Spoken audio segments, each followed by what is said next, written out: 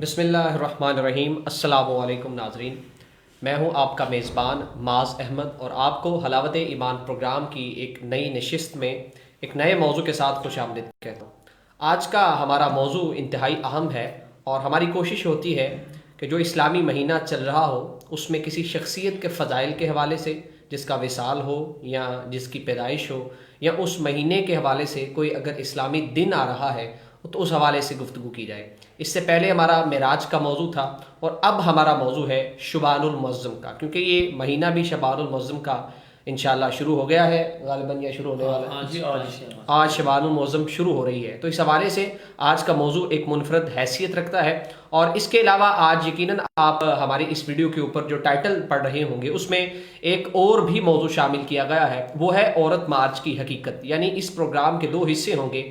پہلے حصے میں شعبان المعظم کے حوالے سے گفتگو کی جائے گی اور اس کے بعد جو موجودہ ایشو چل رہا ہے پاکستان کے اندر عورت مارچ کے حوالے سے، عورت جو باہر نکل کر سڑکوں پہ اپنی آزادی مانگ رہی ہے، وہ آزادی، اس آزادی کی حیثیت کیا ہے، اور اسلامی نقطہ نظر سے عورت کو جو حقوق دیے گئے ہیں کیا وہ کافی نہیں کہ جو عورت باہر نکل کے اپنے حقوق وہ مانگ رہی ہے جو شاید اسلامی نقطہ نظر کے اعتبار سے درست نہیں ہے، یا اس حوالے سے جو گفتگو ہوگی وہ اس پروگرام کا حصہ بنے گی۔ آپ ضرور ہمارے ساتھ منسلک رہیے گا اور اس ویڈیو کو زیادہ سے زیادہ شیئر کیجیے گا۔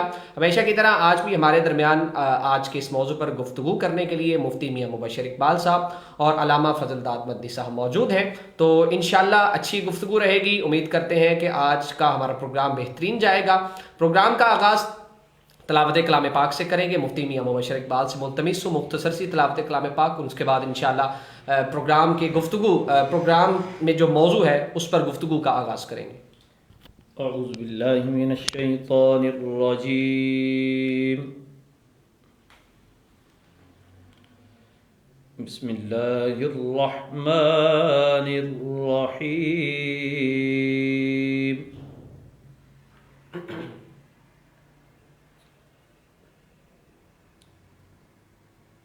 اِنَّا أعطيناك الكوثر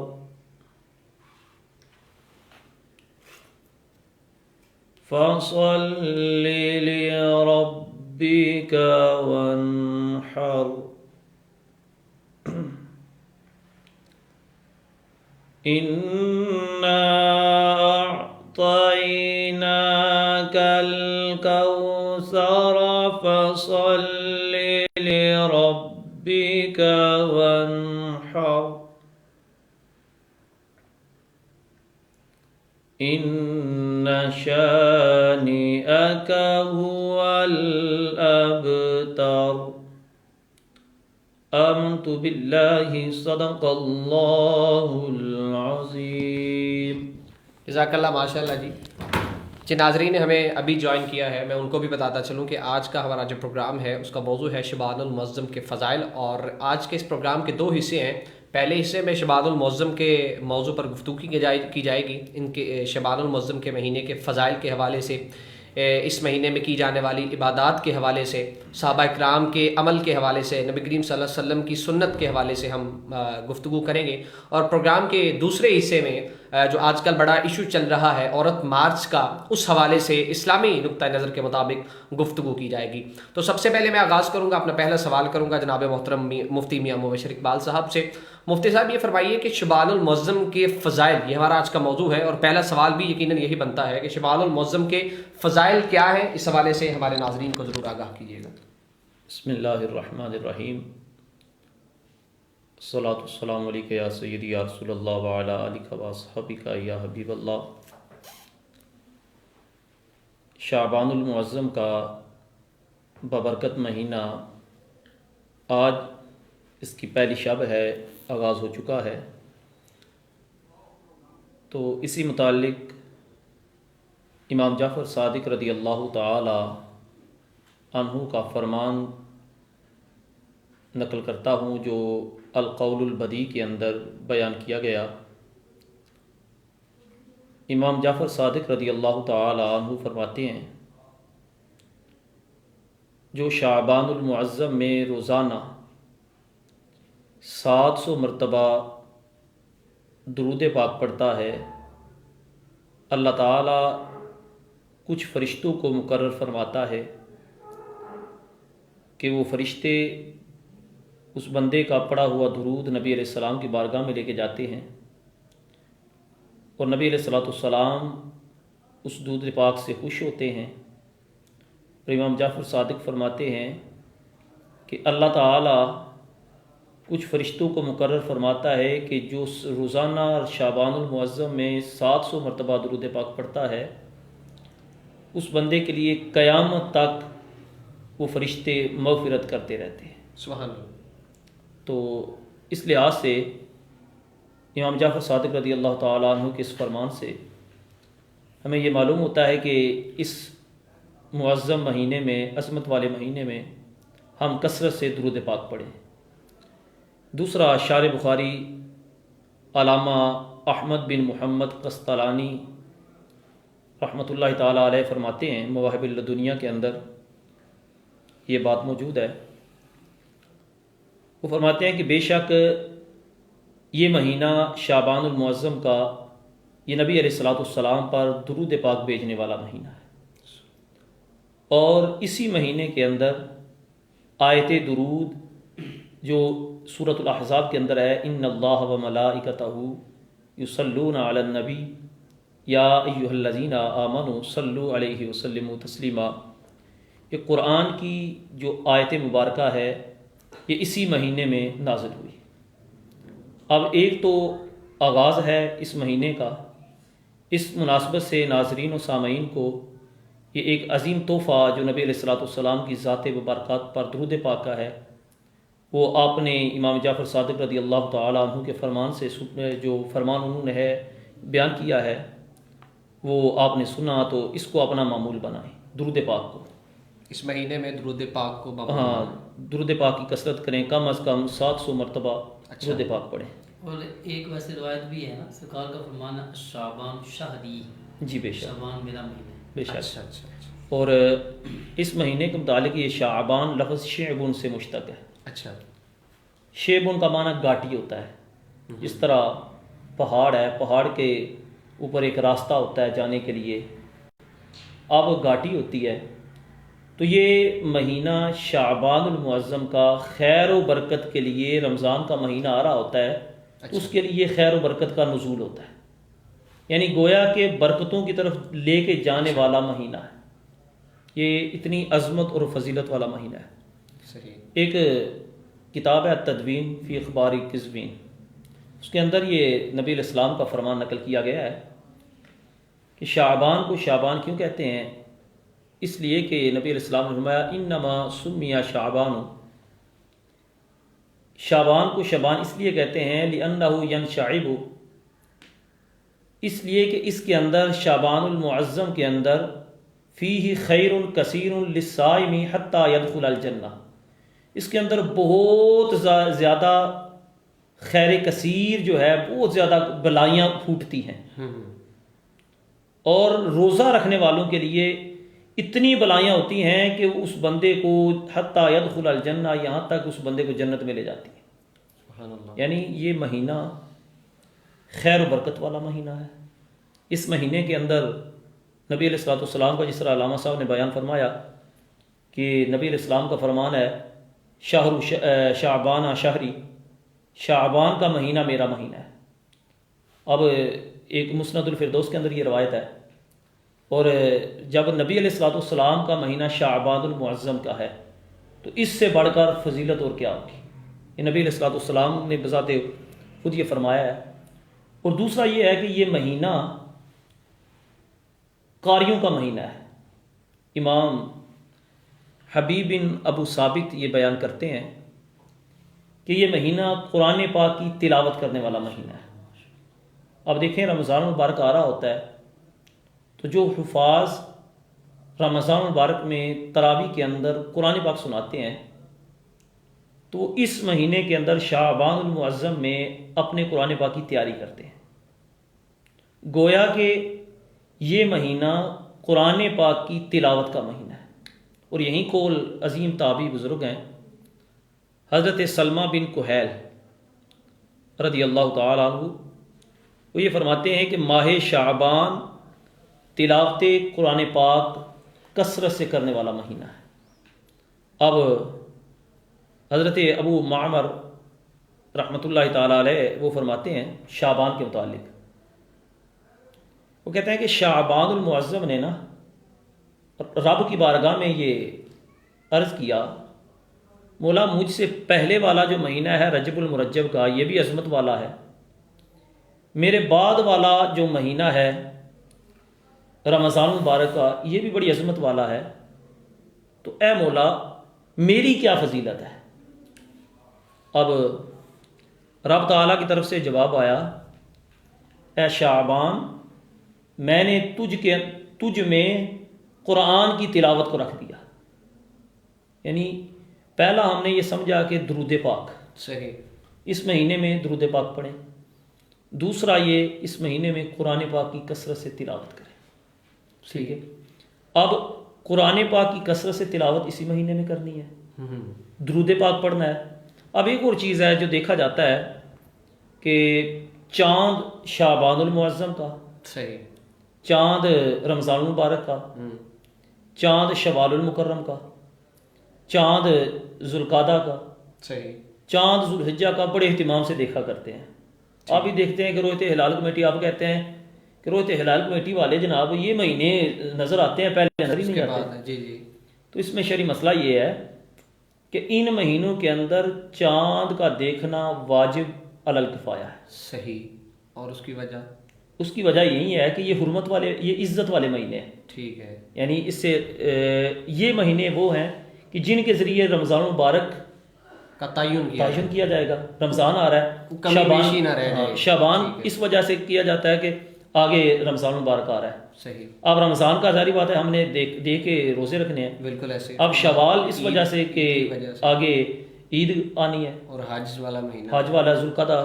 جی جی، اب یہ مہینوں کا چاند دیکھنا بھی واجب علی الکفایہ ہے۔ صحیح، یہ وہ فضائل ہیں شعبان المعظم کے جو کتابوں کے اندر، احادیث کے اندر ان کے موجود ہے۔ اس کے علاوہ بھی شعبان المعظم کے اندر عبادات کثرت سے کرنا، ٹھیک ہے، نبی علیہ السلام کا معمول رہا ہے کہ نبی علیہ السلام جب یہ نبی علیہ السلام کا فرمان آ گیا کہ شعبان میرا مہینہ ہے، تو آپ حساب لگائیں کہ نبی علیہ السلام اس مہینے کے اندر عبادات کتنے کرتے ہوں گے، صحیح، کتنے اعلیٰ اس مہینے کے اندر نبی علیہ السلام کا معمول رہا۔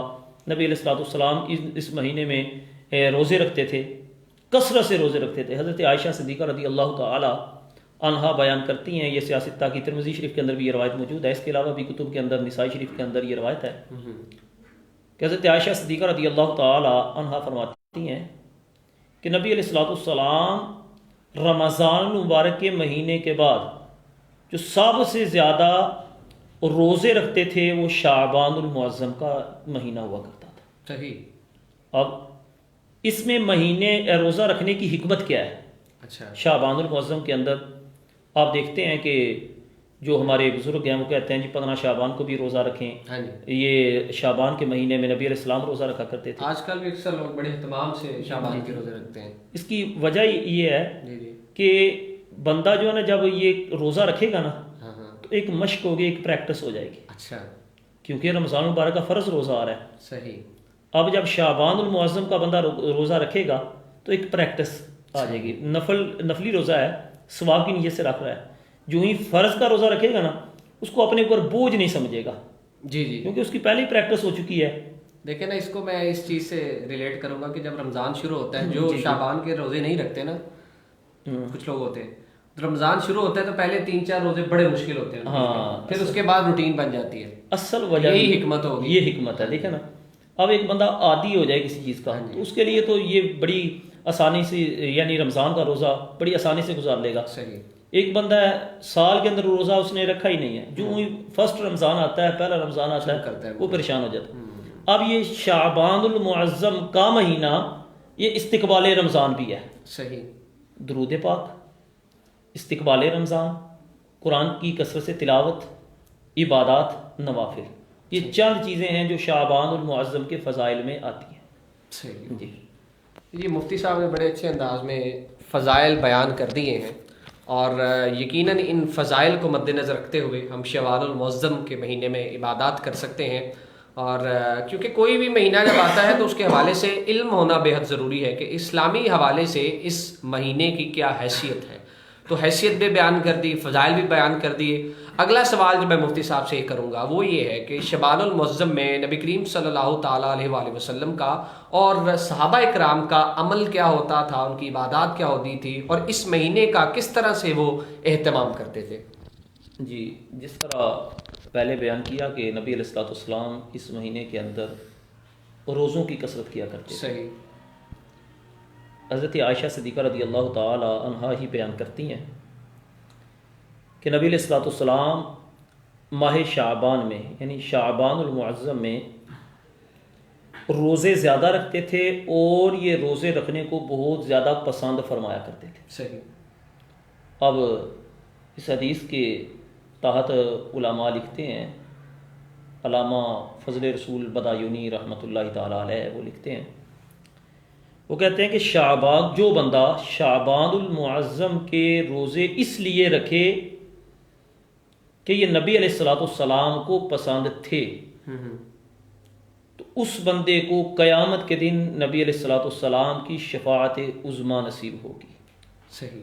اب نبی علیہ الصلوۃ والسلام شعبان المعظم کے مہینے کے روزے رکھا کرتے تھے، اور ایک اور روایت کے اندر آتا ہے جو ہی شعبان المعظم کا مہینہ آتا تھا تو نبی علیہ الصلوۃ والسلام اس قدر روزے رکھتے تھے کہ روایات کے اندر آتا ہے کہ پورا مہینہ نبی علیہ السلام روزے میں رہا کرتے تھے. سبحان اللہ. اور نبی علیہ الصلوۃ والسلام اس مہینے میں کثرت سے عبادت کیا کرتے تھے. اچھا. تلاوت کیا کرتے تھے، قرآن پاک کی تلاوت اور عبادات نوافل ادا کیا کرتے تھے. اور صحابہ کرام کا معمول حضرت انس رضی اللہ تعالی عنہ بیان کرتے ہیں کہ جب شعبان المعظم کا مہینہ آتا تو صحابہ ذکر و اذکار اور تلاوت قرآن میں مشغول ہو جاتے. اور جب شعبان، حضرت انس رضی اللہ تعالیٰ عنہ بیان کرتے ہیں کہ جب شعبان المعظم کا مہینہ آتا تو صحابہ کرام کا جو معمول تھا وہ اپنے مالوں کی زکوٰۃ نکالا کرتے تھے. اب اچھا. آپ ابھی بھی دیکھیں جو صاحب ثروت لوگ ہوتے ہیں، جو مالدار ہیں، وہ جو ہی رمضان مبارک کا مہینہ آنے کے قریب ہوتا ہے، شعبان المعظم کا مہینہ آتا ہے، اس میں اپنے مال کی زکوٰۃ نکالتے ہیں. صحیح. دراصل یہ ہمارے بزرگوں سے چلا آ رہا ہے، ہمارے صحابہ سے، ٹھیک ہے، اور نبی علیہ الصلوۃ والسلام کی تربیت ہے. اب صحابہ کرام رضوان اللہ علیہم اجمعین اپنے مالوں کی زکوٰۃ کیوں نکالا کرتے تھے؟ تاکہ جو لوگ کمزور ہیں، ہاں جی، جو لوگ تنگ دست ہیں، وہ یہ مال لے کے صحیح طرح روزے کی جو اصل عبادت ہے، جو مقصد ہے رمضان مبارک کا، وہ خدا تعالیٰ کی اطاعت و فرمانبرداری اور خدا تعالیٰ کی رضا، وہ بھی اس میں شامل حال ہو جائیں تاکہ مال کی پریشانی نہ رہے. اب سمجھ لیں کہ ہمارا بھی اس دور سے چلا آ رہا ہے. اچھا. اب دیکھیں کوئی بھی بندہ زکوٰۃ کے مسائل اگر پوچھیں گے تو اس مہینے میں زیادہ پوچھیں گے. بالکل ایسے ہی ہے، لوگوں ٹھیک کا ہے، رجحان اس وجہ سے کہ صحابہ کرام کا یہ معمول یہ تھا کہ شعبان المعظم کے اندر، ٹھیک ہے، اور ایک اور بات یہ ہے کہ رمضان المبارک کی جو فرضیت ہے نا، یہ روزوں کی فرضیت، یہ شعبان المعظم میں ہی ہوئی. اچھا، یعنی روزے جو فرض ہوئے یہ شعبان المعظم میں ہوئے. ٹھیک ہے. اب روزے جو فرض ہوئے شعبان میں ہوئے، اور شعبان میں پھر صحابہ کا معمول کیا ہوتا تھا اور نبی علیہ الصلوۃ والسلام کا معمول کیا ہوتا تھا. یہ چند چیزیں ہیں جو میں نے آپ کے سامنے بیان کیا، صحابہ کا عمل، نبی علیہ الصلوۃ والسلام کا عمل. دیکھیے ویسے بھی شعبان المعظم میں زکوٰۃ ادا کرنے کے 2-3 فائدے ہیں. اچھا، کیونکہ بنیادی چیز جو ہے نا، یہ زکوٰۃ یہ غربا اور مساکین کا حق کے طور پر اللہ تعالیٰ نے اہل ثروت پر جو ہے نا فرض کیا ہے. جی، اس کا فائدہ یہ ہے کہ اگر آپ شعبان المقدس کے اندر زکوٰۃ دے دیں گے تو لوگوں کے لیے رمضان کے اندر آسانی ہوگی. پھر آگے عید آ رہی ہے، ایسے عید کی خوشی کے اندر بھی یعنی ان کے پاس مال آئے گا تو روزہ رکھنے میں آسانی، عبادت میں مدد ملے گی نا، اور اس کا اجر و ثواب بھی بڑھ جائے گا. بالکل ایسے. اسی طرح آگے خوشی کا دن آ رہا ہے عید، تو عید میں اپنے بچوں کی خوشی کا وہ انتظام و اہتمام کر سکتے ہیں نا. تو نبی پاک علیہ السلام کے اصحاب کا یہی عمل تھا، اور اسی ارادے سے وہ سب کچھ پہلے کر لیتے تھے، کیونکہ بہت اہم عبادت اور اسلام کا ایک اہم رکن جو ہے اس کی ادائیگی کا موقع ہے. تو حسب توفیق ہر وہ بندہ جو عاقل بالغ ہے جس پر روزے کی فرضیت لاگو ہوتی ہے، تو وہ زکوٰۃ دے دیتے تھے، صدقات دے دیتے تھے، تاکہ لوگوں کے لیے اس عبادت پر عمل کرنا آسان ہو. بالکل، یہ اس عمل کے پیچھے اور بہت ساری حکمتیں ہیں، اور سب سے بڑی حکمت یہی ہے کہ رمضان المبارک کا روزہ رکھنا اس عام آدمی کے لیے مشکل نہ ہو کہ جو مالی لحاظ سے کمزور ہے. تو کیونکہ ایک عبادت کے لیے ضروری یہ ہوتا ہے کہ بندہ دیگر مسائل سے تھوڑا سا اپنی توجہ ہٹا لے اور اچھے طریقے. اور لوگوں کا بڑا رجحان ہے رمضان میں، ہمارے گاؤں میں بھی لوگ راشن وغیرہ کے پیکس دیتے، مختلف گاؤں میں ایسا چلتا رہتا ہے رمضان کے اندر. تو ناظرین کے لیے بھی یہ چیزیں بتانے کا مقصد یہ ہے کہ آپ شبان المعظم کے جو اصل فضائل ہیں ان سے آگاہ ہو سکے، اور وہ عبادات جو صحابہ کرام کا، نبی کریم صلی اللہ علیہ وآلہ وسلم کا عمل رہی ہیں، اور وہ معاملات جو شبان المعظم میں کیے گئے زکوٰۃ کے حوالے سے، وہ آپ اس مہینے میں کریں. یقیناً آپ لوگ کرتے بھی ہیں، لیکن وہ لوگ جو کسی اور مہینے میں زکوٰۃ اپنی نکالتے ہیں، کوشش کریں اس مہینے میں نکالیں تاکہ رمضان المبارک میں لوگوں کو پریشانی نہ ہو مال کے حوالے سے. آج کے ہمارے موضوع کا دوسرا حصہ، اس کا آغاز کریں گے. بڑا دلچسپ موضوع ہے، اور دلچسپ بھی ہے، ضروری بھی ہے، انتہائی اہم بھی ہے. گھریلو، کیونکہ ہمارا پروگرام گھروں میں بڑا زیادہ دیکھا جاتا ہے، تو ان فیملیز کے لیے یہ چیز بڑی ضروری ہے. ان جو نوجوان مردوں کے لیے اور خواتین کے لیے یہ گفتگو جو ہم کرنے جا رہے ہیں وہ انتہائی ضروری ہے، کیونکہ گھروں میں بیٹھ کے جب آپ ٹی وی دیکھتے ہیں تو آپ کا ذہن کسی بھی طرف جا سکتا ہے. اس ذہن کو ٹھیک کرنے کے لیے ہم اس موضوع کو شروع کریں گے. موضوع یقیناً عورت مارچ کے حوالے سے میں پہلے ہی بتا چکا ہوں. یقیناً آپ کو پتا ہوگا کہ پاکستان میں پچھلے 4 سال سے ایک رجحان چل پڑا ہے کہ پاکستان کی ایک ایسی کمیونٹی جو بالکل تعداد میں مختصر ہے.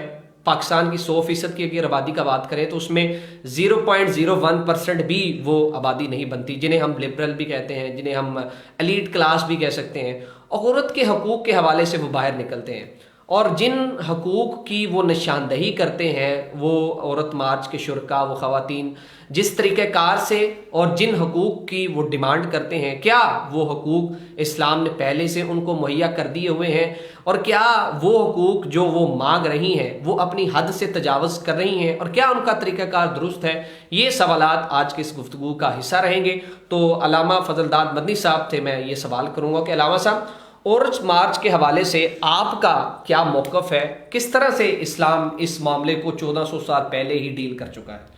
بسم اللہ الرحمن الرحیم. ماشاء اللہ، شبان المعظم کے حوالے سے قبلہ مفتی صاحب نے بڑی خوبصورت گفتگو فرمائی، اور ابھی جو سوال سر معاذ صاحب نے کیا ہے بڑا اہم سوال ہے، اور اس کے حوالے سے ہماری پوری امت کو، نبی پاک علیہ السلام کی پوری امت اور پورے کائنات کے مسلمانوں کے اس کے بارے میں جاننا ضروری ہے.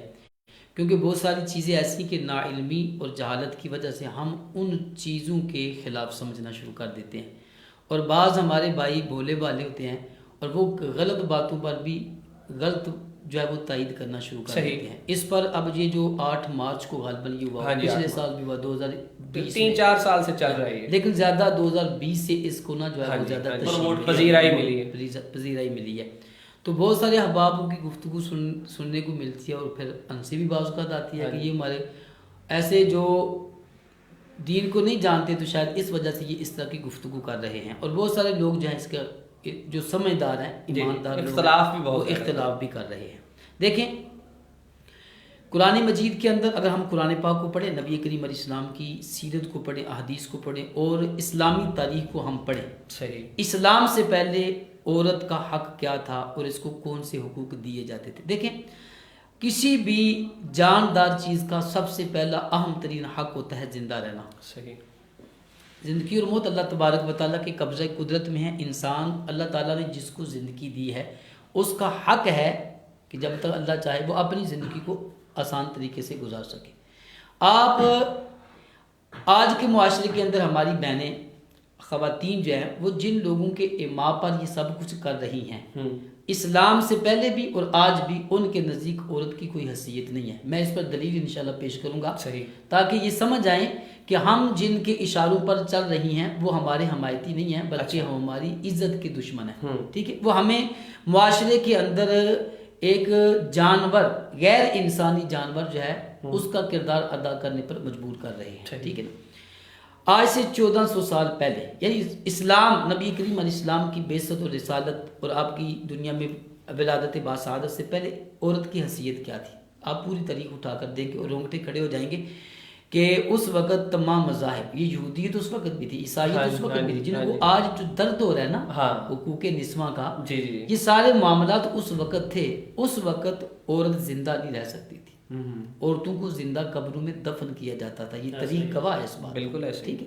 اور عورت کو گناہ کا آلہ سمجھا جاتا تھا. عورت پر ظلم و جبر کیا جاتا تھا. عورت کی حیثیت صرف ایک آلہ گناہ تھا. ٹھیک ہے. اور اس کی حیثیت جو ہے وہ معاشرے کے اندر ثانوی سے بھی نچلی حیثیت، یعنی انسانی حیثیت بھی اس عورت کو نہیں ملی تھی جو اسلام نے اسے عطا کی. اب سنیں، قرآن مجید میں اللہ تبارک و تعالیٰ نے اس عورت کو یہ فطرتی حق دیا. دیکھیں اب یہ تعجب کی بات ہے کہ آج جو ہمارے حقوق نہیں وہ ہم باہر روڈوں اور بازاروں پہ چلا کر مانگ رہی ہیں، لیکن اسلام نے عورت کو یہ حق مانگنے کی وجہ سے نہیں دیا. اچھا. یہ اس وجہ سے دیا کہ وہ عورت ہے. اچھا. یعنی یہ اس کا فطرتی حق تھا. صحیح. اسلام نے اس کو فطرتی حق دیا ہے. اور آج جو ہم مانگ رہی ہیں یہ ہمارے غیر فطرتی حقوق ہے. اچھا. یہ ہمارے فطرتی حقوق نہیں فطرت سے ہے. آپ دیکھیں نا وہ جو کیا کہتے ہیں، وہ جو بورڈ اٹھائے گھوم رہے تھے اور جو پلے کارڈ تھے ان کے، اور جو ہے وہ نعرے لگا رہی تھی، وہ غیر فطرتی ہیں. وہ چیلنج اللہ تبارک و تعالیٰ کی قدرت کو چیلنج ہے.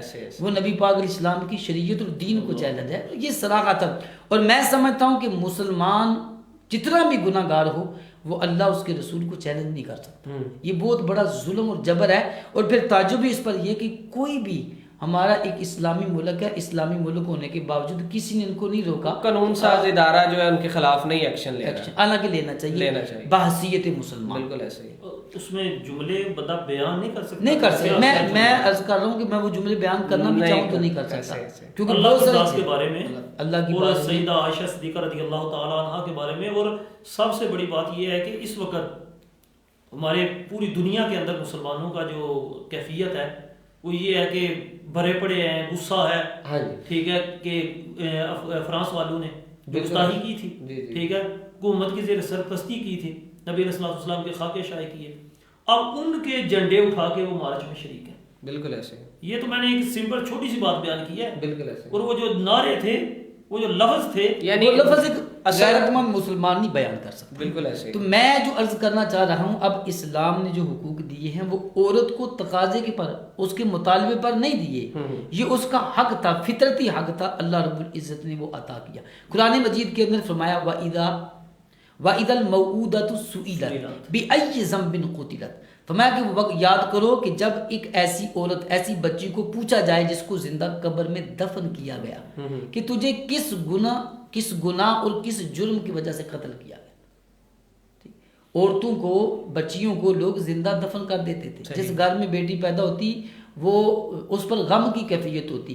اور دیکھیں پورے معاشرے کے اندر آپ یونان کو لے لیں، عراق کو لے لیں، شام کو لے لیں، مصر کو لے لیں، ہندوستان کو لے لیں. عورت کی حیثیت کیا تھی؟ عورت کی حیثیت یہ تھی بحیثیت بیوی. اگر شوہر فوت ہوتا تو ہندوستان کے اندر بیوی کو زندہ ہی شوہر کے ساتھ جلایا جاتا تھا. ٹھیک ہے. عورت کی حیثیت کیا تھی کہ شوہر فوت ہو گیا تو اولاد جو ہے، اچھا، پہلے باپ، یعنی وہ بطور ایک کیا خرید و فروخت کے، یعنی مال کے طور پر وہ چیز استعمال ہوتی تھی. عورت کو باقاعدہ اس کا جو ہے وہ اس کی تجارت کی جاتی تھی اور عیاشی فحاشی کے طور پر عورت کو استعمال کیا جاتا تھا. اس سے اسلام سے پہلے عورتوں کی خرید و فروخت ہوتی. اب باپ فوت ہو گیا کہ شخص نے خریدا، اس نے استعمال کیا، اس کی اولاد اسی سے پیدا ہوئی. تو اسی سے پیدا ہونے والی اولاد جس کو جو ماں بن چکی ہے، ٹھیک ہے نا، تو ماں ہونے کے باوجود اب بیٹا اس کو پکڑ کر بازار میں بیچ رہا ہے.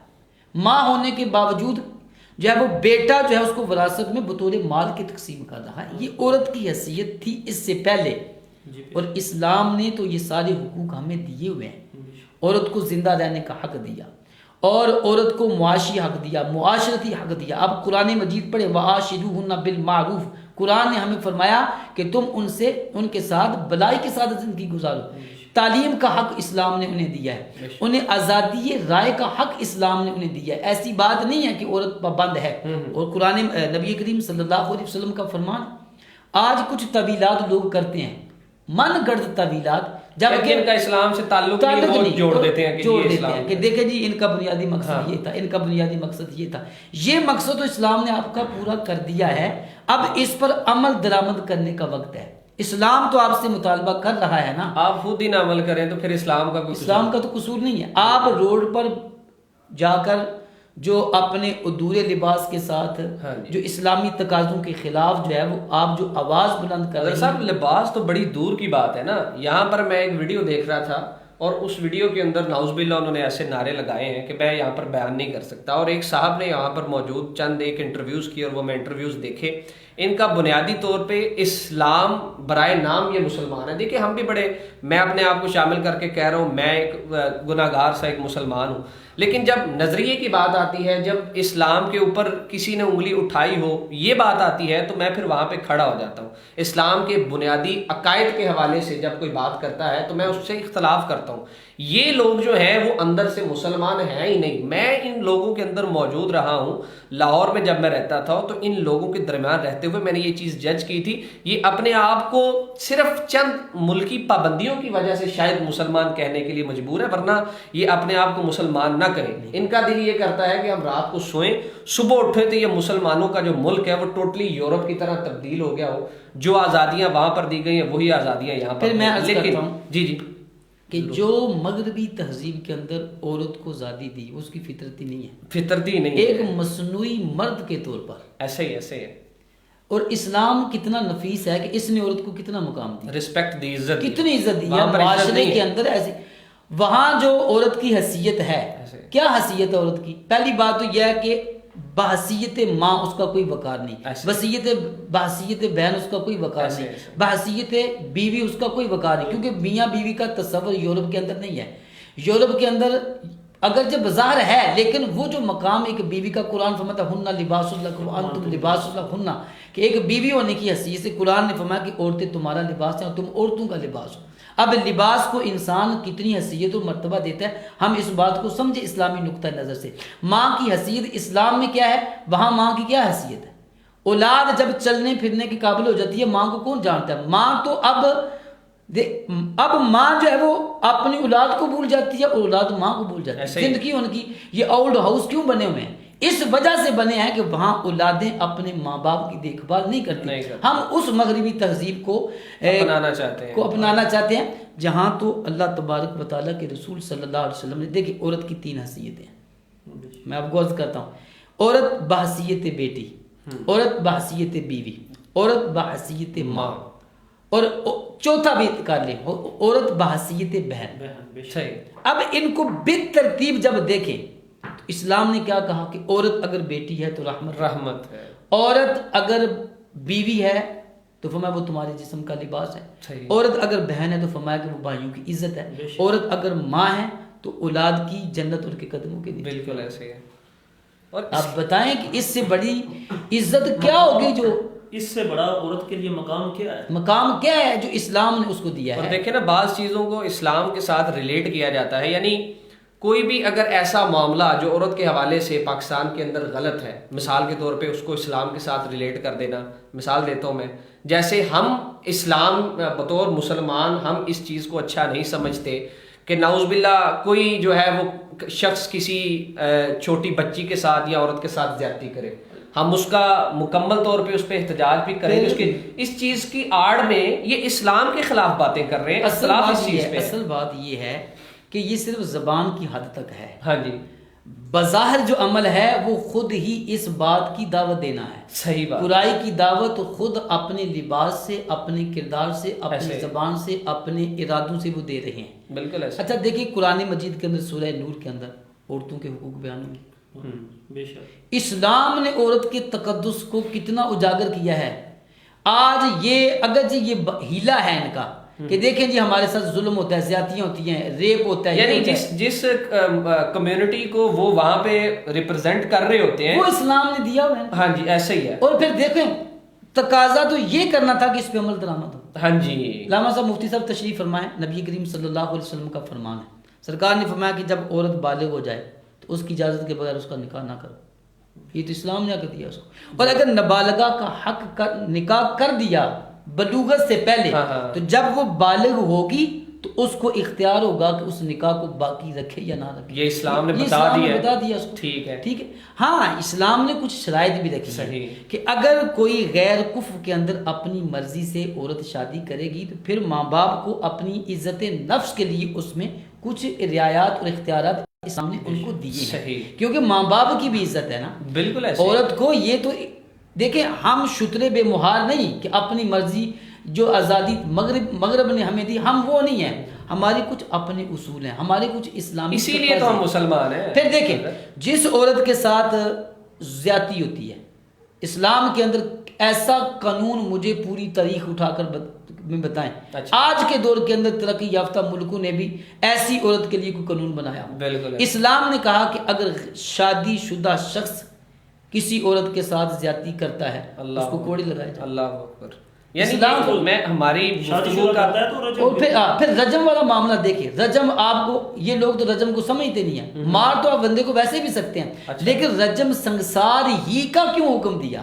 کیونکہ اس میں عبرت زیادہ ہے، کیونکہ اس نے وہ کام کیا جسے اسلام نے روکا، اس نے بیک وقت اللہ کے حق کو بھی طلب کیا، اس نے بندے کے حق کو بھی طلب کیا کہ ایک عورت کے ساتھ اس نے زیادتی کر کے اس کی عزت کو پامال کیا، اس کے ماں باپ کی عزت کو پامال کیا، اگر وہ بچے والی ہے، اولاد والی ہے تو اس کی بچوں کی عزت کو پامال کیا، اگر وہ شوہر والی ہے تو اس کے شوہر کی عزت کو پامال کیا۔ تو اگر فرمائے شادی شدہ شخص ایسا کرتا ہے نا اس کو رجم کیا جائے، اس کو پتھر مار مار کے ہلاک کر دیا جائے۔ یہ اسلام نے ہمارے لیے یہ قانون بنا دیے ہوئے۔ آج عورتیں کس زبان سے کہتی ہیں کہ ہمارے ساتھ یہ ظلم ہوتا ہے؟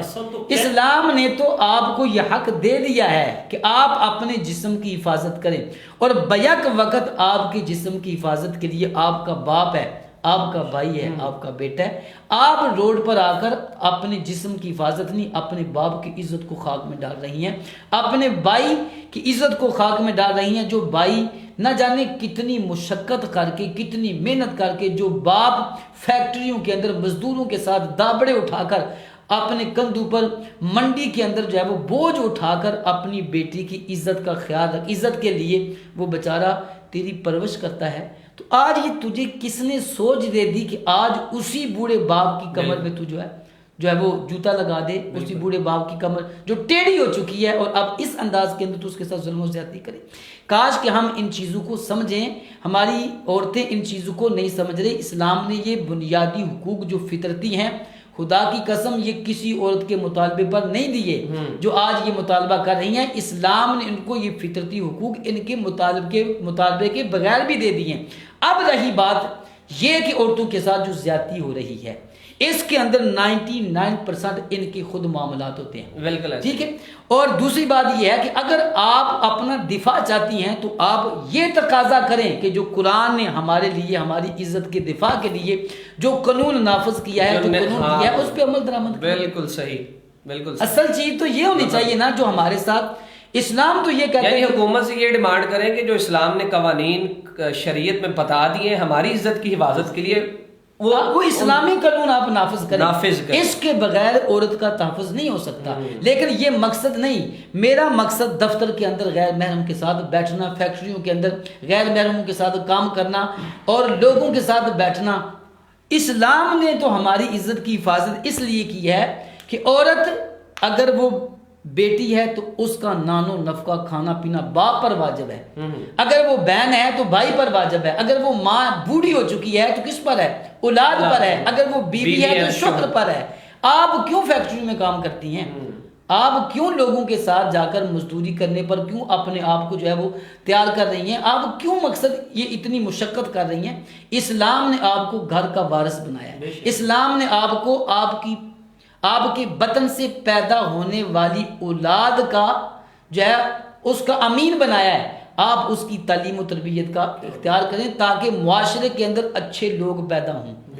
اور اگر آپ یہ انداز اختیار کریں گی تو یاد رکھنا کہ آپ کی گود میں پیدا ہونے والے کبھی بھی کسی کے محافظ نہیں. اس لیے ان چیزوں کا خیال رکھنا انتہائی ہمارے لیے ضروری ہے. لے جی، آج کے پروگرام میں جو 2 موضوع تھے ان پر بڑی زبردست گفتگو کی گئی، اور خاص طور پہ علامہ فضل داد مدنی صاحب نے جو موجودہ دور کا سب سے بڑا فتنہ اور ایشو جو پاکستان کے اندر چل رہا ہے، اور خاص طور پہ یہ اسی مہینے کے اندر وہ فتنہ ظاہر ہوتا ہے، اور اس فتنے کے نقصانات یہ ہوتے ہیں کہ ہماری جو نوجوان نسل ہے وہ بغیر سوچے سمجھے ان چیزوں کو حق جان لیتی ہے.